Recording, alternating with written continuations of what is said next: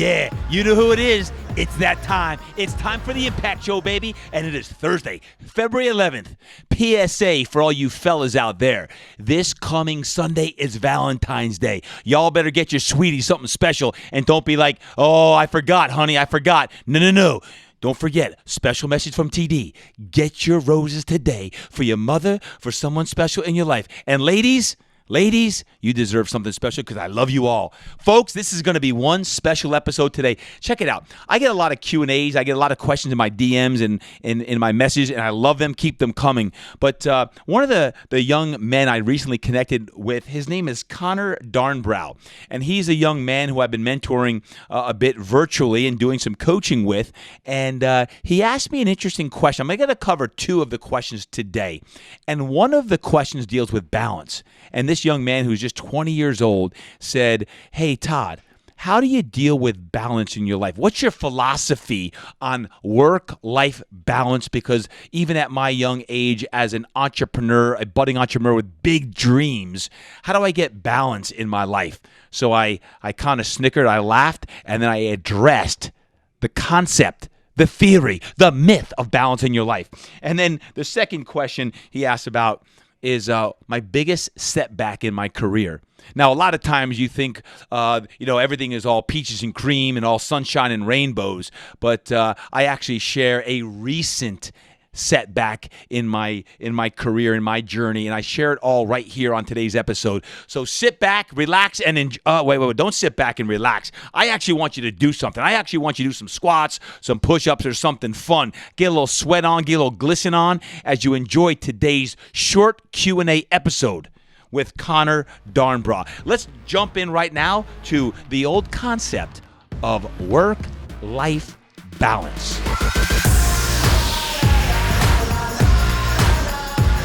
So there's this myth about balance. People are like, how do you balance out life and work and kids and everything else? How old are you, Connor? I'm 19. Dude, you're 19. Holy shit. Yeah. Dude, you're on the cusp of it all. I love it. Yeah. Listen, I honestly, you're probably not going to like this answer, but I don't believe in the concept of balance. Now, what I mean by that is it doesn't mean that you shouldn't feel balance or search or seek balance. But what happens is, like, let's say you want to be an entrepreneur. You get hot on an idea. You're gonna be pumped like no other to go after that idea. Now, that's not saying shut off the rest of the world. But what you have to do is learn how to compartmentalize the different priorities in your life. So for me, as a father and a husband and as an entrepreneur and businessman, I've got to make sure I put the most important hats on first. My family first. So if I get hot on an idea, if I'm writing a book, there's going to be times when I'm not doing a great job as a father or a husband or even as a leader, because I'm like full bore into writing the book or whatever. I believe every entrepreneur can relate to the fact that there's times where you just don't feel in balance. That's not necessarily a good thing or bad thing. I think that's called life. Every time that I've found this perfect balance, it's kind of a weird feeling. It's uneasy. It's like something's not right. We seek it. We seek that balance part. I think what we really want to be seeking instead of balance is seeking joy, seeking happiness, seeking purpose. Because I think when you find joy, when you find happiness, when you find passion, you find purpose, all of a sudden now everything is in what I call flow. You're flowing. Does that make sense? Because it's weird. It like every time I've been in this quote, everything is honky dory and running smooth. It's like there's this uneasy feeling of man, like it's going a little too smooth. Now, I'm not saying we all wish for storms to happen, but I think as an entrepreneur, I think as most adults would say, is you never know what to expect in a given day between kids, between life, between business. Is you got to have your priorities on straight. And I always equate it to this. If you've ever heard a good band before or a good musical, there are times when the band, the drums and the electric guitar is absolutely jamming out. Like I'm talking all out, banging it hard and rocking and rolling. But there's other times they go quiet and then the flute comes in and nice and soft. And it really brings this nice melody. Well, when you put it all together, you've got this beautiful orchestra. What I always say Right. is this on the analogy to balance is life is like an orchestra. It's like a world-class band. It's some days the drums and the electric guitar are going hard.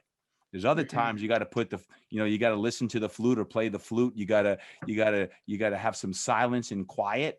And that's where the whole concept of mellow yellow comes in. Our friend Wayne Cotton, right? That's when Yeah. that whole concept of it is. So, especially as a young man, 19 years old, budding entrepreneur, I wouldn't necessarily quote seek balance. I'd seek what's going to bring you happiness and joy. Now, for me, my Mm-hmm. family brings me happiness and joy. If I don't prioritize that, guess what? They're not going to be bringing me joy and happiness because I'm not being the father or husband I need to be. So seek Yeah. what you believe in your heart is what your gifts are and what you do really well. Keep seeking that, go after it, Mm-hmm. and your passion will guide you as long as you have some systems in place that prevent you from burning out. Again, mellow yellow For time. sure. You got to build Yeah. it into your schedule. You got to build it in your schedule. But I think too Mm-hmm. many people seek this balance thing, this this unattainable concept of I want my life to be in perfect balance. It's not how life works. I mean, just look at the Yeah. last year. It's just you get thrown curveballs all the time. Yeah. I Not like what you that. expected, huh? Yeah, I like that. I Mhm. think I agree. I think sometimes it's better to just see consistency rather than balance, you know. What was your biggest setback in your career? Well, I would say the last year, the pandemic was probably the toughest time, the most Mm-hmm. challenging time as a business owner. I look back sometimes, 21 years ago when I started my business, Fitness Quest 10, and I used to think it was really hard starting out with no clients, no money, no business plan. I look back and I kind of smile like, man, life was so simple and easy back then. Yeah. Over 21 years, I built up a business that had 42 employees, and between the Fitness Quest 10 side of things and my corporate side of things was very successful. The pandemic forced us to really slim down and lean out, and we're down now, just under 30 employees, right? So I hate Right. losing people. I hate losing people, but it also Mm-hmm. forced us to really lean out. The reason I say that is a challenging time is because, for all of us in any industry, I believe energetically, it was the most challenging year, from March 2020 till now. Getting through this is Right. uh, is to me, it's all about energy. And when you talk about, you asked me earlier on about best routines and nighttime routine and morning routine. Mm-hmm. What I've further been, just really dialed into is energy, and how do I manifest the energy that I want to show up with? Because when you've got a purpose, for me, which is to try to, inspire people to greatness and allow people to be the best they can be, you've got to really be disciplined in your routine, because when you are giving 7 days a week, it can be tiring. And when you talk Mm-hmm. about balance, the last year has been one big sprint. And I've actually taken more time off in the last 2 months, 8 weeks, than I have in a long time. And I've made some shifts in my business, which ultimately are setting us up for success both at Fitness Quest 10 and also, in my corporate side and my Todd Durkin Enterprises side. But when you ask about the most difficult time, I'd say now, because you're dealing with people who are hurt. You're dealing with a lot of people who, not just my employees, but my community needs help. SOS Mm-hmm. help, like save Right. lives. Kids right now aren't in school here in California. I'm pouring into kids. Kids need help. So I'd say that the most, challenging time is now. I'd say I also, in a very humble way, I also believe that some of my best work has been done in the last year of my career. Um, Mm-hmm. so it's kind of like been the most difficult, but like you, Connor, and like many people that, have faced adversity, I would say that sometimes you do your best work when your back's against the wall. Mm-hmm. When Yeah, for sometimes things sure. are going smooth, you're on the top of the mountain, you could become a fat cat. And for me, Mm-hmm. when I kind of like to be thrust in the position when when the chips are against you, or people are down and out and the phone rings, and it's Mm-hmm. midnight. I want them calling me saying, hey coach, I need some help. Mhm. I need some help. I'm in a Yeah. dark place right now. So in a weird way, I'd say now. Mhm. And we're not through this yet, but yeah. You said something there about like kind of you have a lot of people to pour out to and to help, and your energy gets low. It's like, I mean, not on the same level, but I'm experiencing that at Mm, my age already. With some of my friends, is I'm kind of becoming like, in a weird sense, like a personal coach or like a mentor to some of my friends right now, a decent mm, amount of them, good. and I'm noticing, which is great, but I'm noticing that I'm getting burnt out a bit of it. Like, not, I love doing it every time, but then my energy gets very depleted because I'm Mm, trying to help, I think, too many people at once. And then um I'm struggling with how how to recharge, um and treat, like, give, I guess, the right amount of energy to each person, you know? yeah. I Yeah. think sometimes I give too much to one person, not enough to the other person. It's like I don't know how to manage it because I think that, Yeah. I mean, I haven't had much experience with it. Hey, Connor, what a gift, Yeah. man. What a gift. That is a gift, my friend. And Mhm. what I would say is this. I wouldn't hold back on giving the energy that you're giving. What I'd say is you have to be careful, because you already are establishing at your age that you're a leader, you're different, you're a Mhm. quote mentor to your friends, your peers. So they're looking to you that you're doing something that they feel you can help them with. So I'd say is this: give that energy. But what you got to be careful of is how much energy you absorb from them that isn't positive. I learned something in massage therapy school, 1995. I'm down in Atlanta, Georgia, and I'll never forget this. They said as a massage therapist, there's an energy exchange, and this is the first time I started feeling. I mean, energy exchange. That sounds a little, foo-foo for me. I'm like, Mhm. they started teaching about energy fields, and through your hands and through your feet there's energy, and we are energetic beings, and it started making sense. And I was taking everything I learned in the traditional Western world.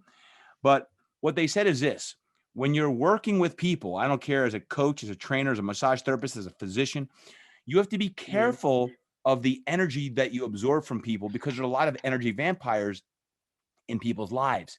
So what they Right. taught us to do, and I still do this to this day, is if I'm in a group of people, is I envision myself with this 3-foot white bubble around me, a 3-foot white bubble. And that bubble, white being its sacred space, is you create this sacred space Mhm. around you, and that white light goes out and emanates out.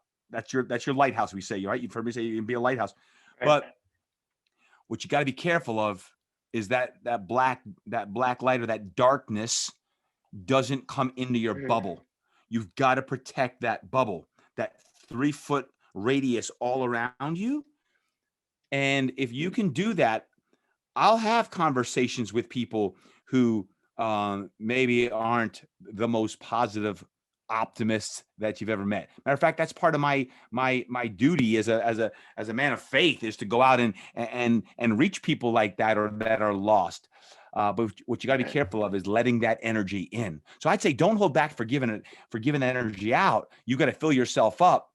Be careful what comes in. That's a skill, and you're hearing it now for the first time at your tender age. But it doesn't matter if you're Mhm. if you're 19, you're 49, or you're 79.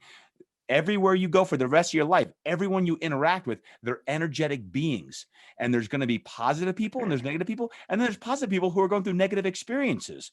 So Mhm. keep coming from a place of love and heart. And also, to talk about how you fill yourself up, is like, back to your best practices, back to your morning routine, back to your evening Mhm. routine. What are you eating? Are you training? I mean, Mhm. Connor, literally right now as we record this, it's 3:30 in the afternoon. Just a couple hours Mhm. ago, my energy was low, and I was like, man, I need a little shot of caffeine. You know what I did? I didn't go Mhm. have a coffee or shot of caffeine. I went into the gym and I worked out, and said I got to get a little 20-minute workout, which became a 40-minute workout, which got my energy really, really on point. It's all about energy, man. It's all about energy. If you can learn that now, you're way ahead of the game. I like that you had gym over coffee. I should do that more. That's sick. There's your next sign. There's your next T-shirt. Gym with the arrow sign, coffee. Gym over coffee. That's great. I like that. You're already thinking like the entrepreneur that you are.